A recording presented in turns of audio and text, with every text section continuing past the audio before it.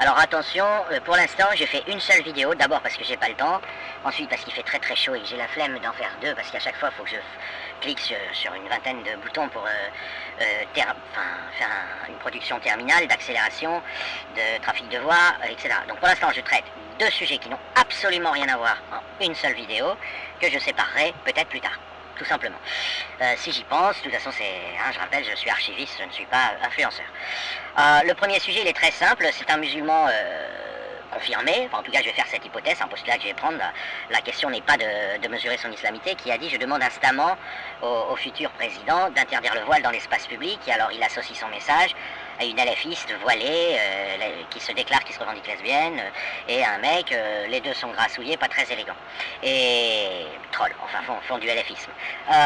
Donc je rappelle, moi je n'ai rien à voir avec le traditionnalisme ou avec une vision, je suis totalement, je suis contrôle T du LGBT, j'ai déjà fait un tweet d'ailleurs rappelé récemment par Solange pour ça, parce que c'est une escroquerie, ça marche pas, enfin, ça marche pas bien, les gens attrapent des maladies, on leur a caché, donc on amène les adolescents au transformisme, mais pour le reste, au transformisme médical, et c'est très dangereux. Mais pour le reste, je m'en bats les couilles, je m'en bats totalement les couilles, je suis pas un promoteur du traditionnalisme, c'est pas parce que je dénonce l'islam que je suis à classer dans, voilà. C'est pour bien préciser.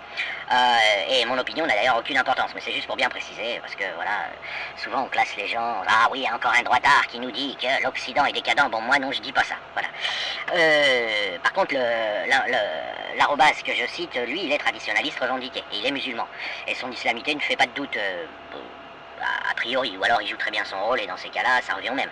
Parce que si c'est un acteur professionnel qui joue très bien son rôle, on peut considérer que sur le plan des productions internet, il est musulman. Même si c'est voilà, une IA, ça ne croit à rien, mais si une IA simule très bien une islamité, on peut la considérer comme fiable pour lui proposer des réponses. Donc, ce qu'il dit, en fait, c'est tout à fait cohérent. Il se fait brocarder par quelques potes à lui qui sont musulmans en disant: oh là là, là t'es en train de t'égarer. Pas du tout. Je rappelle ce qu'est l'islam. L'islam, en 2026, l'islam a jamais existé. Il commence à exister maintenant dans sa forme actuelle, du fait de l'accès rapide au texte et au pari pascal neurologique que ça déclenche avec la peur de l'enfer. Je rappelle, désolé, hein, je fais radoter pour ceux qui ont entendu mes vidéos, ils en ont ras-le-bol. Vous êtes brûlés vifs dans l'huile bouillante éternellement en étant maintenus réveillés, avec vos peaux qui changent tous les dixièmes de seconde, si vous n'êtes pas musulman. Voilà, c'est c'est l'une des affirmations de l'islam, prétendument envoyée directement par Allah, sans passer par des exégètes et écrite directement dans le Coran. Il y a des versets très précis, et ils sont nombreux, hein, ils sont plus de 60. Donc pour quelqu'un qui est face à l'islam, qu'il soit musulman ou pas d'ailleurs, s'il estime que l'islam n'a pas assez de probabilité d'être faux, c'est-à-dire s'il estime que la probabilité que l'islam soit vrai, il n'a pas besoin d'être à 100%, même 1%, et s'il n'est pas musulman, n'importe qui, il va avoir le sentiment de jouer à la roulette russe avec cette promesse d'enfer.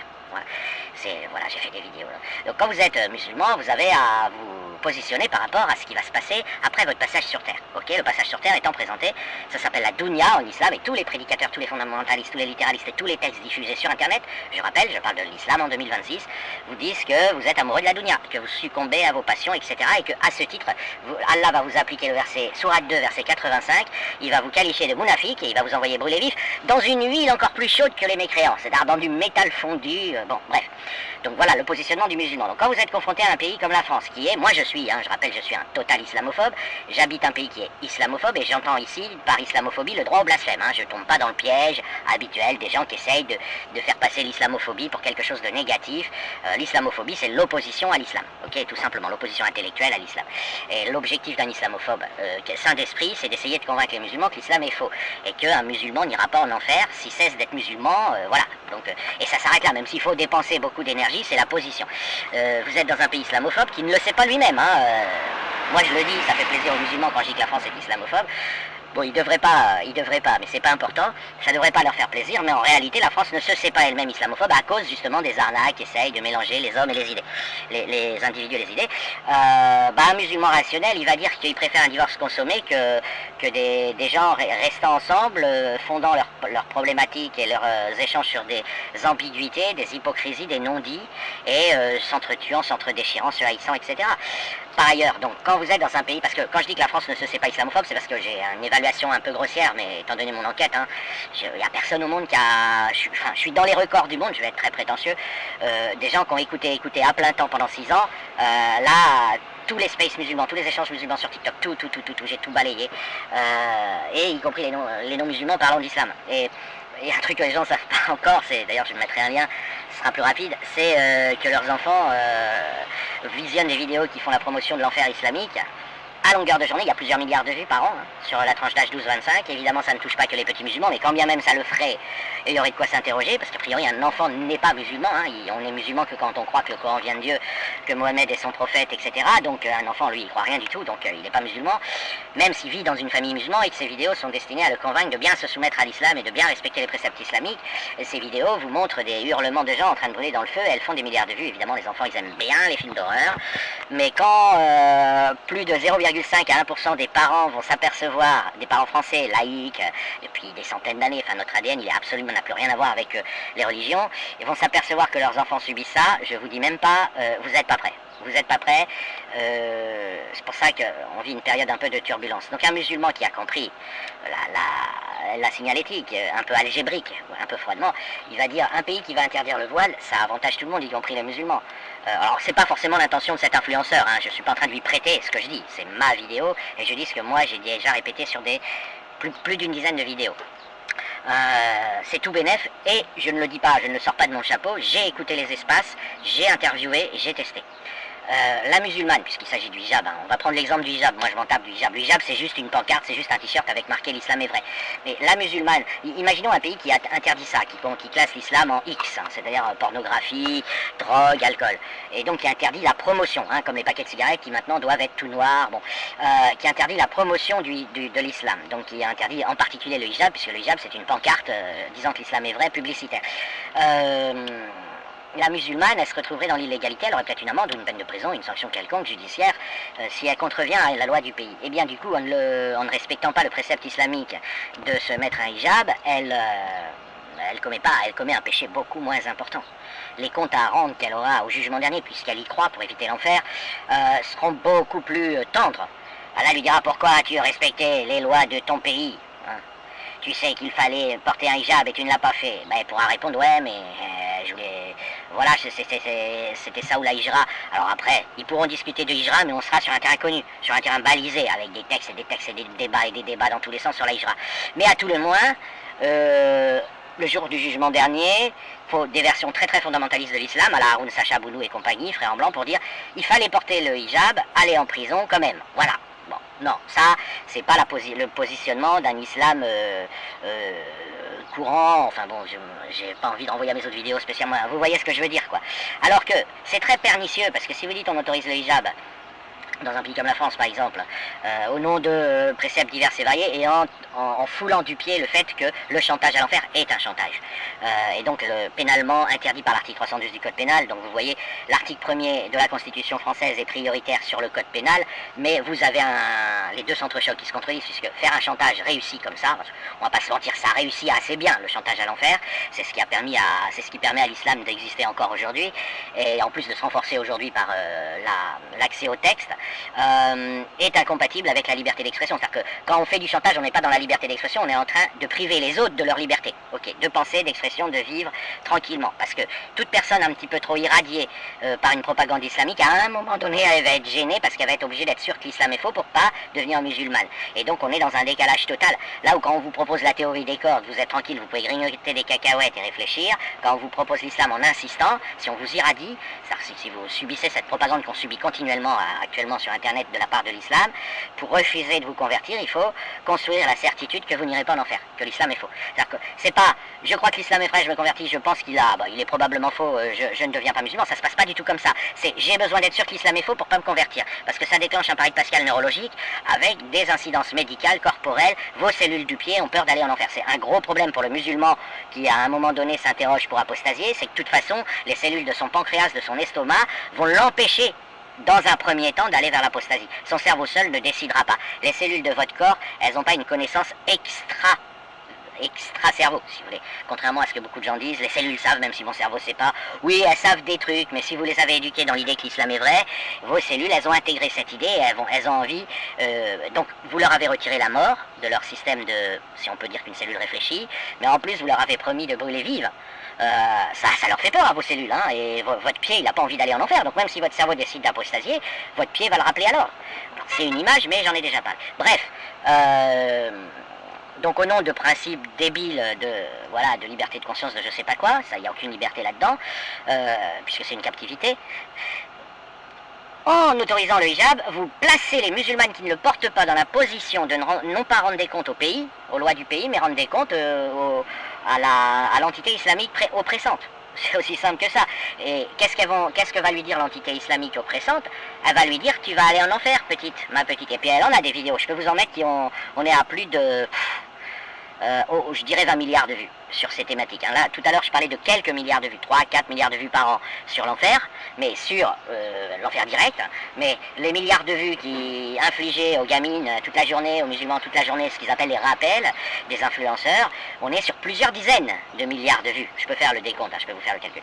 Et sur une population assez réduite, puisqu'il s'agit des jeunes. Hein. Je mets les vieux de côté, et donc, petit, tu portes pas ton hijab, tu iras en enfer. Si elle ne peut pas répondre, mon pays l'interdit, elle est directement confrontée à « Ah, je suis dans le péché » ou c'est eux qui se tombent sur l'islam.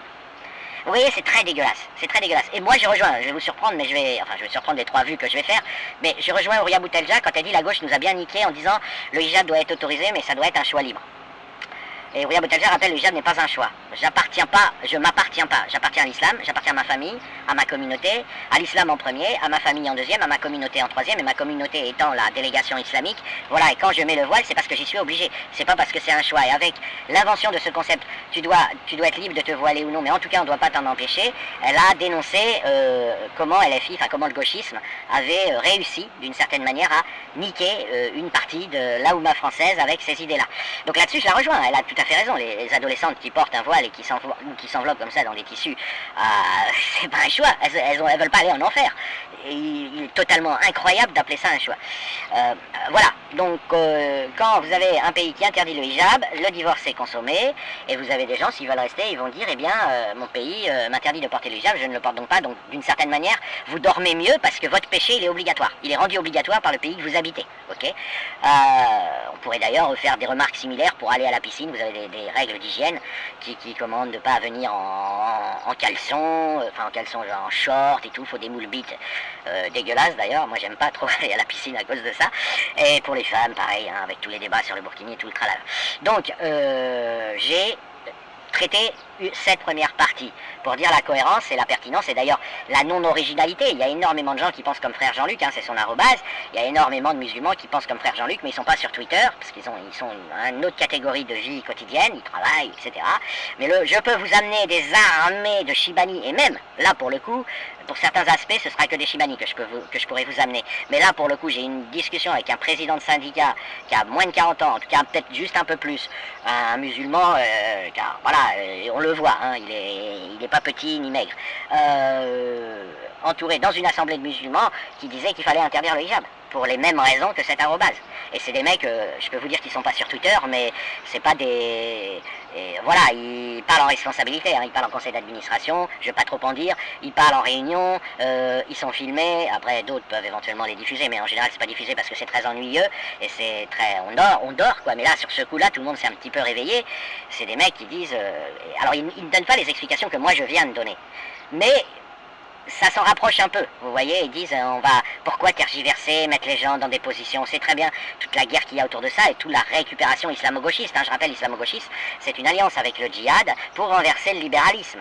Et donc, les marxistes de l'Occident ont dit, voilà, on va d'abord utiliser les djihadistes pour renverser le libéralisme, parce que nos prolétaires à gros ventre qui mangent des merguez en manif de la CGT, ça va pas renverser le libéralisme, c'est devenu quasiment une décoration.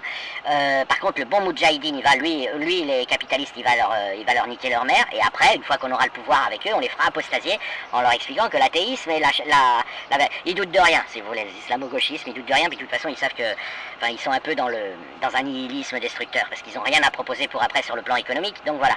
Donc cette partie-là, elle est traitée, je vais passer maintenant à Religaré. Religaré, alors je vais faire une pause quand même pour blablabla 1, 2, 3, 4, 5, 1, 2, 3, 4, 5, blablabla 1, 2, 3, 4, 5, 1, 2, 3, 4, 5, voilà, comme ça je repérerai facilement l'endroit, bon, j'ai noté que c'est où je devrais couper éventuellement plus tard. Je passe à l'influenceur Religaré. Religaré, c'est quelqu'un dont je vais rappeler, parce que peu de gens connaissent, il se présente comme doctorant, et j'ai aucune raison d'en douter, le problème il n'est pas là, je prends ce que les gens disent, pas ce qui n'est pas la réalité. Religaré, il se présente comme doctorant en histoire des religions, et plus particulièrement en histoire du juive, je crois, du judaïsme, un truc comme ça. Enfin, bon, déjà, il commet une erreur à ce niveau-là, mais peu importe. Alors, je voudrais rappeler comment fonctionne ce que c'est qu'une thèse, ce que c'est qu'un doctorant, ce que c'est qu'un thésard. Un thésard, c'est quelqu'un qui n'a pas encore le doctorat et qui prépare une thèse, sous la direction d'un directeur de recherche. Le directeur de voilà, j'en dirai pas trop pour pas être identifié, mais bon, j'ai quand même en contact avec pas mal de directeurs de recherche. On est tous d'accord pour dire que, globalement, le doctorant est plus fiable. Donc là, je vais défendre vraiment son diplôme, enfin, entre guillemets, son étiquette, que le diplômé plus généraliste. Parce qu'il va d'abord, on va lui demander une honnêteté intellectuelle qu'on va surveiller tout le temps. Hein, vous pouvez pas faire une thèse malhonnête, enfin ça arrive, mais enfin c'est pas très très fréquent. Et elles sont recalées, elles reçoivent la version orale. Alors très peu de gens savent qu'une thèse qui reçoit la version orale, ça veut dire recalé. Parce qu'on a, voilà, on est délicat, c'est un monde, le monde de la recherche, c'est pas un monde cruel. Donc quand quelqu'un, même si on n'est pas très content, s'il a fait toutes les obligations administratives et qu'il a été un rat de bibliothèque pendant des années pour les domaines littéraires, hein, parce qu'en maths, physique, c'est un peu, t'es pas forcément à la bibliothèque, on va pas lui dire, ah non, non, c'est bon, c'est de la merde votre thèse, c'est bon, vous êtes recalé comme au bac, genre, voilà, t'as pas le bac. Non, non, ça marche pas comme ça. Donc le doctorat, tout le monde là, ce qu'il faut regarder, c'est la mention. Je vais pas me fatiguer à aller là regarder la mention qu'aurait eu, et puis j'ai même pas compris si c'était thésard ou doctorant, parce que je crois que ça dépend de la date. Il a dû soutenir une thèse, généralement, bon, là, dans 90% des cas, quand même, les gens, ils sont reçus, ils ont pas la mention honorable, ils sont plus, ils ont très honorable, ça veut dire, bon, il y a que deux mentions, il y a honorable, très honorable, félicitations du jury, mais c'est du snobisme. Voilà. L'objectif d'une thèse, c'est d'être validé. C'est pas d'être, si vous voulez, plus, c'est pas les félicitations du jury qui sont importantes, c'est le prix derrière, la médaille d'or du CNRS, la médaille Fields pour les maths, le prix Nobel pour la physique, tout, il y a tout un tas d'autres prix, hein. Il y a plusieurs dizaines de prix, mais c'est pas la mention écrite le jour où vous avez soutenu et fait venir un pâtissier et éventuellement un traiteur avec du jus d'orange. Donc c'est très fiable un thésard. Même si ça peut dire des conneries, même si c'est quelqu'un comme tout le monde, c'est beaucoup mieux que, je sais pas moi, un agrégé qui vise un normalien qui vise enfin, les normaliens sont fiables en termes de performance, hein. Mais globalement, si vous voulez, ils peuvent savoir plus de choses, avoir visé des buts beaucoup plus généralistes, et ils sont pas sur leur truc, ils sont pas sur leur sujet. Alors, bon, dans le domaine de la science, c'est un peu différent parce que, voilà, d'une part, c'est plus facile. Il y a moins de connaissances à avoir, on demande plus d'intelligence et moins de connaissances. Et au départ, la rue d'Ulm était faite pour recruter des génies, elle a gardé plus ou moins son pédigré. Donc, en général, un normalien qui vient d'Ulm et qui va enseigner en classe prépa, en MPSI par exemple, ou en MP étoile, il est très fort et sa parole est tout aussi fiable que celle d'un docteur. D'ailleurs, en général, il a un doctorat. C'est pas toujours, mais la plupart du temps, il a un doctorat. Dans le domaine littéraire, c'est un peu différent. Les diplômes administratifs sont peut-être un peu plus durs, il y a moins de place, hein, c'est normal, mais dès que vous commencez à monter au niveau rue d'Ulm, normal sup, ça n'a pas la même valeur que dans le domaine scientifique. Donc, pour des raisons d'ailleurs un peu banales, c'est pas formel, c'est pas noir ou blanc, donc la performance se mesure pas de la même manière. Et quelqu'un qui est thésard, c'est quelqu'un qui a le temps. C'est quelqu'un qui a le temps, entre guillemets. Il prépare tout ça à feu doux. Donc s'il dit je suis doctorant en histoire des religions ou doctorant en histoire du judaïsme, etc., c'est correct.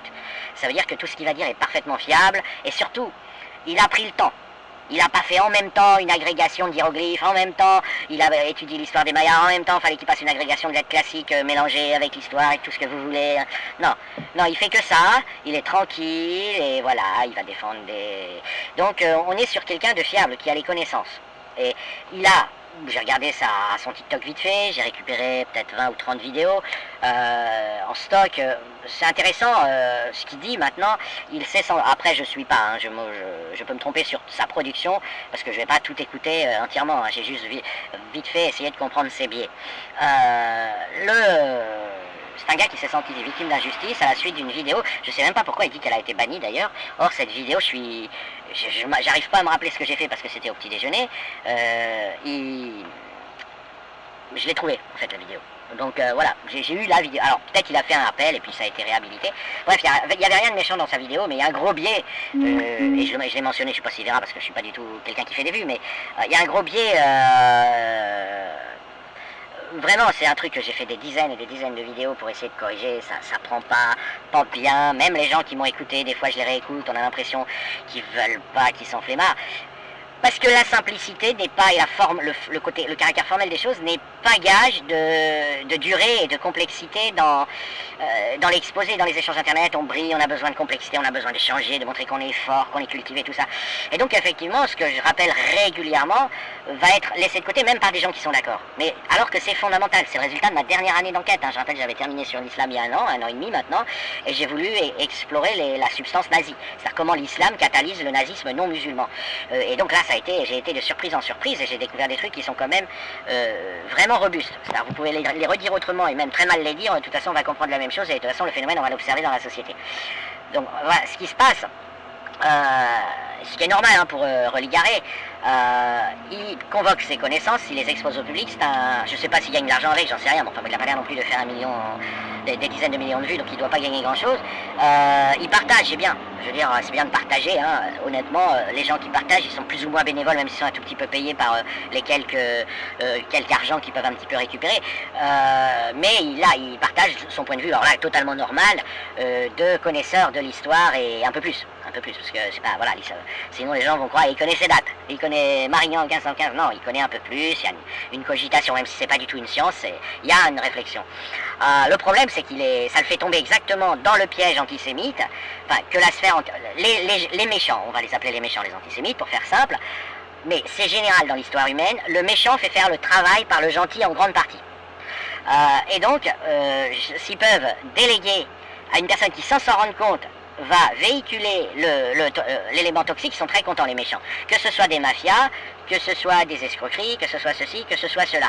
Et avec le monde antisémite, on n'échappe pas à cette règle, c'est qu'ils vont faire véhiculer par des gens qui ne sont pas antisémites un certain nombre de clés antisémites et sont très contents, ça leur va, vous voyez. Et évidemment, c'est pas une question de niveau de connaissance ou de culture, c'est une question tu t'en rends même pas compte en fait. Tout simplement, tu véhicules, tu viens de balancer du poison sans le savoir, tu viens de balancer. Alors attention, je parle pas du bannissement de sa vidéo, ça j'en sais rien, c'est peut-être autre chose, les algorithmes, les signalements, j'en sais rien. Ça peut être des musulmans qui ont fait un raid, voilà, les musulmans ils font sauter je sais pas combien de comptes Twitter par jour en faisant des raids de signalement à cause de la dégantropie de la Houma. Mais je vais vraiment détailler. Je l'ai déjà fait, je vais recommencer. Donc j'avais besoin de répondre à un appel. Mais ça s'entendra pas sur cette deuxième partie, puisque j'ai coupé. Ce biais, c'est le suivant. C'est que le monde juif n'a absolument rien à voir, ni avec la masculinité, ni avec la notion de religion. Ça n'a aucun rapport avec les religions, ni avec le masculin. Le mot juif, en 2026, et depuis des siècles et c'est un usage réflexe, ça veut dire avoir une maman juive, c'est un état civil, c'est comme le signe du bélier. Donc c'est pas parce que vous êtes bélier, c'est-à-dire né au mois d'avril, que vous êtes astrologue, ou passionné, féru d'astrologie. Le monde antisémite, c'est un monde qui veut, je la fais courte, qui pense qu'Hitler avait plus ou moins raison, qu'il faut exterminer les gens nés au mois d'avril. Voilà, c'est ça, la réalité. Brute en 2026 et au XXe siècle. Il n'y a pas d'affaires religieuses là-dedans. Aucun rapport avec la religion. Par ailleurs, les mots étant mal faits, le monde juif est la quintessence parfaite de l'agnosticisme sans qu'il s'appelle agnostique. Pour des raisons que j'ai détaillées dans d'autres vidéos, et là je parle même du judaïsme. C'est-à-dire que je ne parle pas, comme j'ai l'habitude de le faire quand je rappelle que les juifs sont déistes, agnostiques, athées, là, en tout cas pour 72% des Américains et pour 55% des juifs dans le monde, et qu'il n'y en a que 40% qui croient à la Torah et 5% qui croient à d'autres religions. Là je suis même pas là. Là je vais même vous parler des gens qui sont dans le judaïsme. Là, le judaïsme est une religion popérienne, au même titre que l'hindouisme, le bouddhisme, etc., qui est née il y a 3000 ans. 3500 ans, à une époque popérienne. Il n'a pas les ingrédients, les caractéristiques des multinationales religieuses nées il y a 2000 ans et 1500 ans. Et là, je ne suis même pas en train de vous parler des juifs, je suis carrément en train de vous parler du judaïsme. Okay, la Torah, c'est un fichier binaire, c'est une suite de symboles. Il se trouve que certains disent « Ah oui, mais les phrases ont l'air d'avoir un sens. » Oui, mais ça ne compte pas, parce que sinon ça voudrait dire que Dieu se repose. Ça commence par Dieu, quasiment, ça commence par Dieu s'est reposé le 7e jour. Donc un Dieu qui se repose, si vous voulez, on referme le livre tout de suite. Donc non, c'est pas du tout. La Torah, ce n'est pas la parole de Dieu, ou ce n'est pas une histoire vraie quand on lit la sémantique. C'est une suite de symboles. Et pour la comprendre, en gros, le consensus des adeptes normaux du judaïsme, saint d'esprit, c'est dire on doit décoder. Donc prenez par exemple la photo d'un arbre, et en fait c'est un message codé, secret. Donc vous ne devez pas l'ouvrir avec votre visionneur de photos JPG, vous devez l'ouvrir avec votre traitement de texte. Alors bon, je passe sur les caractères zéro terminaux qui empêchent voilà, on imagine que vous les avez éliminés, ou un lecteur de fichiers binaires qui vous donne la suite de caractères. Donc en fait, à la base, c'est les bits, hein, c'est les octets qui composent la photo de votre arbre. Et ensuite, on prend ça, on fait de la grosse bouillie, enfin, pas au sens péjoratif, mais on fait tout un système pour essayer de décoder, quitte même à aller calculer le rang des lettres, par exemple le nombre de Dieu, qui est le nombre 26, et l'addition des rangs des lettres du premier mot de la Torah, etc. etc. Donc on est là-dessus, à la base. Et puis de toute façon, on est sur je renvoie à mes vidéos, une religion popperienne, ça, un phénomène popperien. Les gens regroupent ça dans le mot religion, mais à tort, parce que ça ne permet pas du tout de comprendre. Parce que si on voulait vraiment comprendre correctement, en mettant de la géométrie sur cette carte, alors je dis pas, je suis pas en train de dire la vérité, hein, je ne détiens pas la vérité. Il n'y a que les théorèmes de maths qui sont là, je suis en train d'utiliser le fait que je sois compétent en maths pour dire qu'on peut essayer, mais ça ne veut pas dire qu'on ne se trompera pas. Mais si vous faites une carte en plaçant des points, le christianisme à tel endroit, l'islam à tel endroit, l'athéisme, l'agnosticisme, le déisme, vous aurez le judaïsme qui sera à l'opposé. C'est-à-dire que vous aurez un point, par exemple, à la position, je sais pas moi, disons 50, ce sera le point athée, à la position 54, ce sera l'agnosticisme, à la position 60, ce sera le déisme, à la position 102, ce sera Daesh, l'islam, à la position 95, ce sera l'islam, à la position 102, ce sera Daesh, les talibans, le GIA, le Hamas, le Hezbollah, etc. Et en fait, si vous vous demandez où sera le judaïsme, eh bien, à votre grande surprise, il sera à la position 20, par exemple. Il sera de l'autre côté. Et donc, mettre d'un côté le judaïsme, le christianisme et l'islam, et de l'autre côté, les athées, les agnostiques, les déistes, et puis sur un troisième endroit, le bouddhisme, c'est une erreur totale. C'est pas voilà, elles sont pas nées à la même époque, les êtres humains à ce moment-là, ils n'étaient pas du tout dans la même optique, c'était pas un instrument de pouvoir, le judaïsme c'est facultatif, il n'y a pas de menace d'enfer, il n'y a pas de paradis, il n'y a pas d'enfer, il n'y a rien, ça vous parle de ce qui s'est passé sur Terre, ça vous raconte une histoire, ça vous raconte Star Wars, hein, des éléments naturels qui bougent, quelqu'un qui vient aider un peuple à s'évader d'un autre peuple méchant, enfin d'un pharaon, etc. On n'a absolument rien à voir, voilà, et ça, les gens ne le comprennent pas, donc faut le redire. Premièrement, et là je parle du judaïsme. Okay. Le judaïsme est d'une certaine manière c'est de la laïcité plus plus. C'est d'ailleurs, il y en a qui l'ont compris, des malhonnêtes antisémites qui l'ont compris, et qui jouent sur ce terrain, qui essayent d'aller accuser le judaïsme d'être une laïcité qui ne s'avoue pas.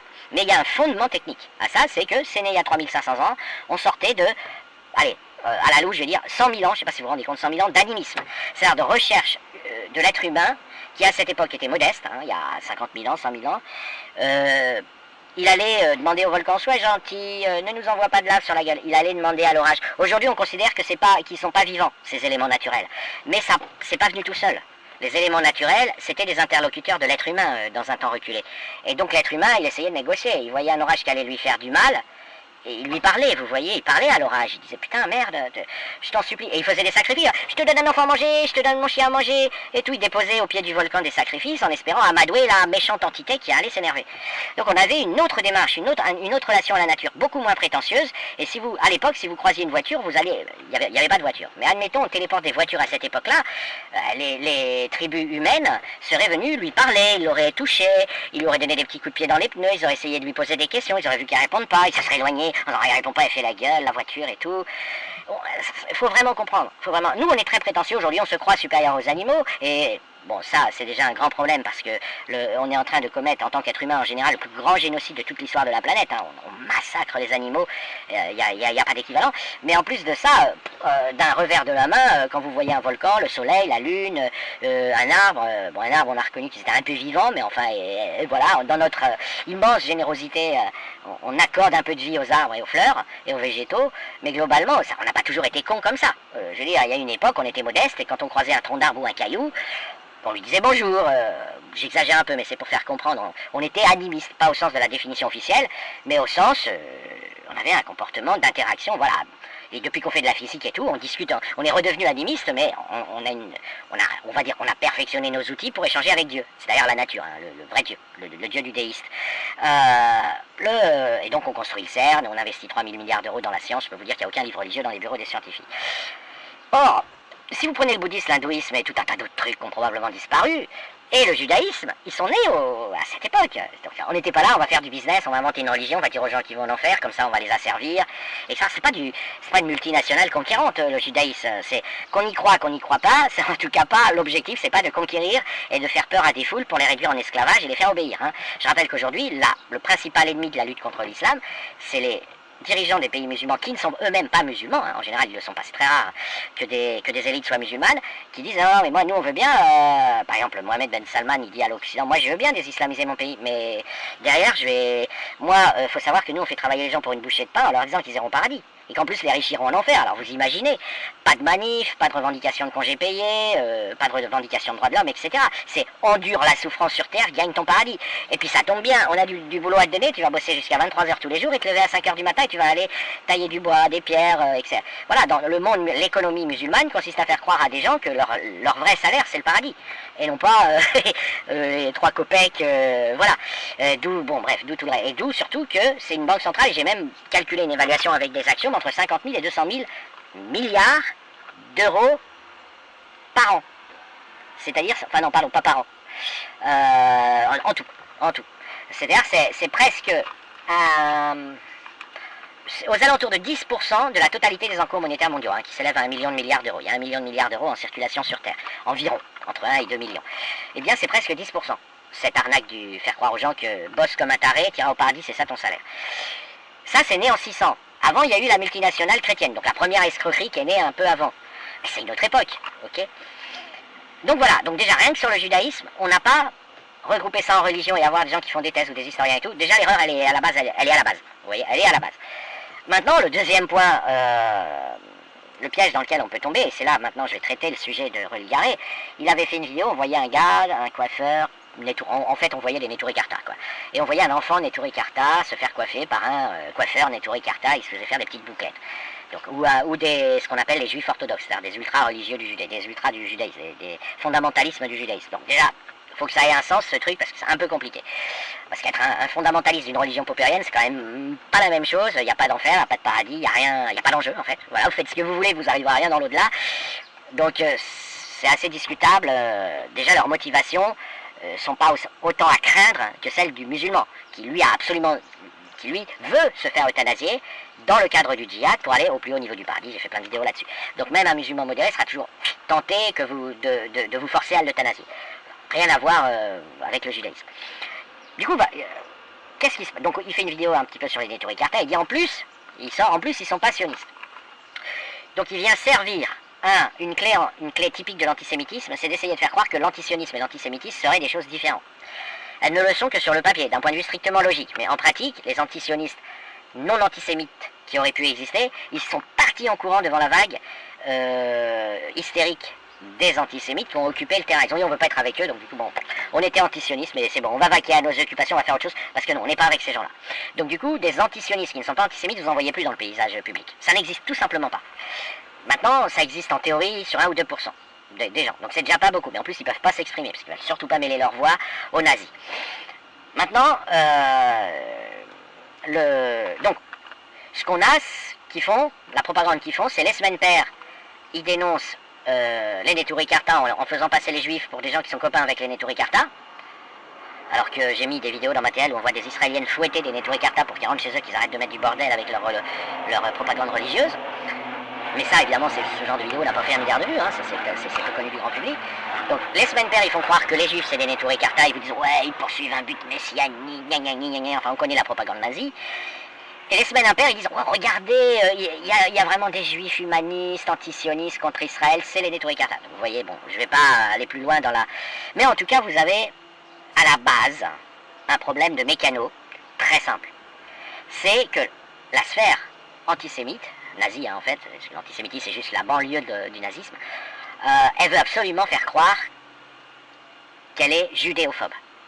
Elle veut copier sur l'islamophobie. L'islamophobie c'est légal, c'est le droit au blasphème de l'islam. Bah nous on a le droit au blasphème du judaïsme, c'est pour ça que vous nous qualifiez d'antisémites. Bon. Donc cette arnaque là, elle est basée sur le fait que sur les réseaux sociaux, et ça m'a beaucoup surpris lors de mon enquête, vous avez besoin d'apprendre aux gens, il y en a beaucoup qui ne savent pas qu'un juif, ça n'a absolument rien à voir avec les religions, et en particulier rien à voir avec le judaïsme. Vous êtes juif si et seulement si votre maman est juive. Donc je vais prendre un exemple, vous êtes né sous le signe du bélier. Je vais faire l'analogie, être juif c'est comme être du signe du bélier, être né au mois d'avril. Vous l'êtes de votre naissance à votre mort, vous faites ce que vous voulez avec ça, ok? Maintenant, je vais prendre une analogie. Vous êtes né sous le signe du bélier et on vous dit « Ah, t'as un ancêtre, il y a 500 ans, il était un grand féru d'astrologie et de spiritisme. Je te soupçonne d'être un mystique. » C'est exactement ça que inflige continuellement l'antisémitisme aux juifs qui y croisent. Et pour lutter contre ça, bah, le mieux, j'ai pas de solution, mais en tout cas, il faut rappeler que juif, c'est pas du tout, c'est une notion laïque, purement civile, c'est un état civil, c'est un peuple, il y a un peuple, il y a un monde juif, il y a un peuple juif, parce qu'il y a des juifs. Et que juif, c'est le mot, un des mots qui a le sens le plus précis, le plus formel qui soit. Parce que quand vous dites cette personne est noire, elle peut être métisse, vous voyez, on est un peu, peut y avoir un dégradé, etc. Elle peut avoir des ancêtres blancs par-ci par-là, qui ont un peu blanchi ça. Quand vous dites cette personne est chinoise, soit vous référez à sa nationalité, soit à ses yeux bridés. Mais il y a un peu de flou. Mais juif, il n'y a pas de flou. Vous êtes juif si et seulement si votre maman est juive ou si vous avez fait le processus de naturalisation, point barre. Ok? Il n'y a pas de religion dans cette histoire. Il n'y a pas de judaïsme non plus dans cette histoire. Or, évidemment, Oligaré, il est spécialiste. Donc il parle du judaïsme. Et il confond sans cesse. Il dit les juifs, tantôt il va dire les juifs, tantôt il va dire le judaïsme, tantôt il va s'intéresser aux rabbins, etc. Tantôt il va, je sais pas, hein, j'ai pas tout vérifié, mais il va peut-être parler du Talmud. Mais ça n'a aucun rapport avec les juifs, voilà, tout simplement. Mais il le sait, parce que c'est un mec cultivé, donc il sait très bien ce que veut dire le mot juif, et il sait que ça n'a rien à voir avec le judaïsme. Mais c'est pas son objectif. Sauf que là, il a fait une vidéo qui apparemment a déplu à des gens, mais je sais pas à qui ça a pu déplaire, parce que c'est pas ça, vraiment une vidéo très gentille, hein, où il défendait, il défendait pas des Neturei Karta en tant que Neturei Karta, il défendait en tant que personne tout à fait normale qui avait le droit de vivre leur vie et de se faire coiffer avec des bouclettes, et qu'il n'y a rien de spécial sous le soleil, voilà. Mais, en prenant pas garde, son travail général gomme ce que je viens de rappeler. Et je vais associer à ça aussi une vidéo que j'ai déjà postée, donc j'aurai juste à faire un retweet. Parce que, à parler du judaïsme, vous alimentez sans ça. Et même, hein, moi j'ai beaucoup de camarades sionistes et défenseurs du judaïsme sur Twitter, qui sans le vouloir alimentent. Alors, ils ont le droit, hein, je suis pas du tout en train de les critiquer, encore eux qu'ils ont le droit. Ils font des spaces sur le judaïsme. Et du coup, les gens disent, regardez les juifs, on vous l'avait bien dit, c'est bien des adeptes du judaïsme. Regardez, on vous l'avait bien dit, quand nous, on est antisémites, c'est parce qu'on est judéophobe ou judaïstophobe. Vous voyez, c'est mécanique, c'est banal, hein, ce que je dis, c'est banal.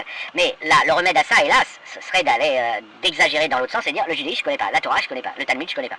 Voilà, si tous les juifs se donnaient le mot pour dire, ah, de quoi tu me parles là? Pourquoi tu me parles de la Torah? Qu'est-ce que ça a à voir avec moi en tant que juif?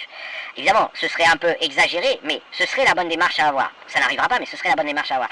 Et évidemment, des influenceurs et des producteurs de contenu comme Religaré, ils alimentent sans le vouloir l'idée qu'ils vont alimenter, je vais prendre un mec bidon, une personne lambda, le lundi elle va entendre Oligaré, le mardi elle va entendre Edilos Marquis, Zorro, Cassius Belli, vous expliquer en long, en large et en travers que les Israéliens sont des serviteurs de Satan, au service de Baal, avec des vues messianiques. Bon, bah, le mec, Oligaré sans le savoir, aura aidé à ce que ces nazis fassent passer leur message. C'est aussi con que ça.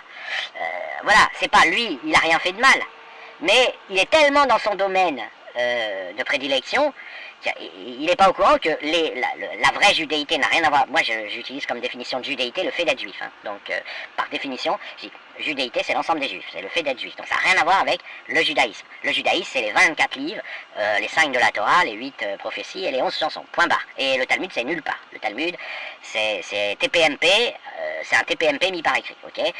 Et c'est arrivé 2000 ans plus tard, et c'est des discussions entre des mecs qui prétendent discuter, voilà, personne ne dira que le Talmud vient de Dieu. Donc, je préfère dire le judaïsme pour ça. Je me suis en plus fait former, entre guillemets, c'est pas les longues formations, mais j'ai à peu près vérifié que c'était la stabilité. Je me le suis fait confirmer en double aveugle par des camarades de Twitter, sionistes, par d'autres personnes. J'ai bien vérifié, c'est à peu près stable. Puis de toute façon, les gens qui s'y connaissent un peu le savent. Bon. Par contre, la judéité, moi j'invente la définition. Hein. Là, on va être honnête, la plupart des gens, dans le mot judéité, ils n'en ont pas de définition précise. Je propose que, comme définition précise, c'est le fait d'être juif. Quoi. La judéité de quelqu'un est positive s'il est juif et elle est négative s'il n'est pas juif. Voilà, comme ça on fait simple et ça n'a pas de lien avec la religion. Mais évidemment que son domaine de prédilection, lui, il ne peut pas le savoir, il confond les deux. Parce que c'est des réflexes, voilà, et c'est pas par méchanceté, c'est pas parce qu'il nie que être juif c'est un état civil, ou un signe astrologique, c'est-à-dire que tu l'es à la naissance jusqu'à ta mort, et point barre.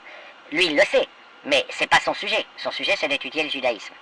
Voilà. Et donc, tout ce qu'il va produire va évidemment aider la propagande antisémite qui essaye, justement, de faire passer les juifs pour des religieux, qui essaye de faire que le mot juif soit un mot équivalent au mot musulman ou au mot chrétien. Et ça alimente, voilà, alors que ça n'a absolument rien à voir. Si vous êtes du signe du bélier et qu'on vous dit, ah, toi t'es du signe du bélier, ah, moi je suis chrétien, vous allez vous dire, attends, il me parle de quoi là? Ou si quelqu'un arrive vers vous et vous dit, ah, je suis musulman et toi t'es né le 14 avril et t'es bélier. Ah, enchanté, c'est sympa que quelqu'un du signe du bélier rencontre un musulman pour parler. Vous imaginez, vous allez vous dire, mais voilà, bah, c'est ce que subissent les juifs, continuellement avec la propagande internet. Voilà. Et évidemment, des contenus comme ceux de Reliaï, sans qu'ils le veuillent, peuvent contribuer à cette erreur.